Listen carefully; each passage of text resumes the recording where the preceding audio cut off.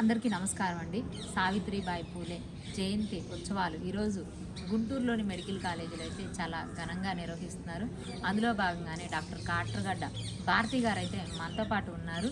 ఈ స్పెక్ట్కి సంబంధించి తెలంగాణ స్టేట్ అధ్యక్షురాలు మేడం అయితే చెప్పండి మేడం, అంటే ఈ ఉద్యమం అయితే ఎప్పుడు స్టార్ట్ అయింది, మీరు ఎప్పటి నుంచి ఇందులో జాయిన్ అయ్యారు? అందరికీ నమస్తే అండి.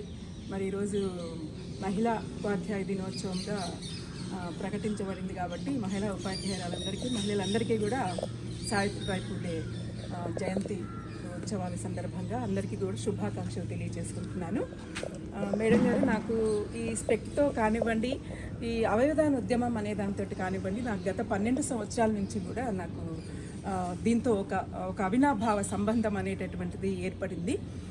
డాక్టర్ గూడూరు సీతామహాలక్ష్మి గారి నేతృత్వంలో తన యొక్క ఏవైతే ఆశయాలు ఉన్నాయో, ఉద్యమం కోసం తను ఎంత విశిష్టంగా సేవలు అందిస్తూ ఉన్నారో, ఆ సేవలను చూసి నేను కూడా 11 సంవత్సరాల క్రితం నేను చాలా ఇన్స్పైర్ అవ్వడం జరిగింది.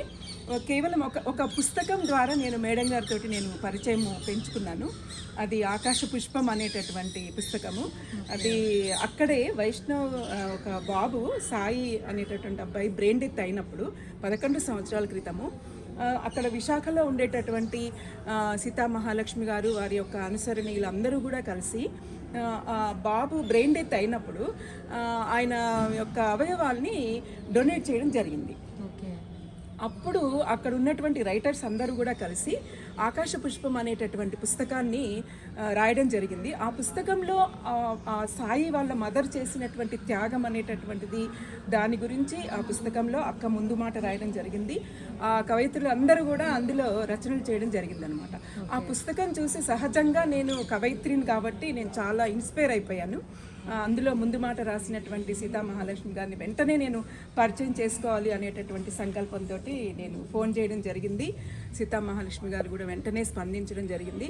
ఆ రోజు పరిచయమైనటువంటి మా పరిచయము, అందులో నేను నాలో ఉండేటటువంటి ఆశయము, నా సేవాభావము గుర్తించినటువంటి సీతామహాలక్ష్మి గారు నన్ను ప్రోత్సహిస్తూ ఈ యొక్క ఉద్యమంలో నన్ను ఒక సభ్యురాలుగా నన్ను జాయిన్ చేసుకోవడం జరిగిందనమాట. నేను సహజంగా కవితలు రాస్తూ ఉంటాను కాబట్టి అవయవదానం మీద రాయమని నన్ను ఫస్ట్ ప్రోత్సహించారు. అప్పటి నుంచి నేను నేత్రదానము, అవయవదానము, దేహదానము, రక్తదానము వీటన్నిటి మీద కూడా నేను కవితలు రాస్తూ వచ్చాను.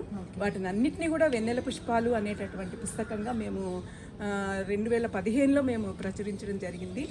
ఈ విధంగా అక్కతోటి ఈ యొక్క ఉద్యమ ప్రయాణంలో ఈరోజు నా స్థాయి, ఒక సభ్యురాలుగా ఉండేటటువంటి నా స్థాయి అనేటటువంటిది తెలంగాణ రాష్ట్రానికి, తెలంగాణ రాష్ట్ర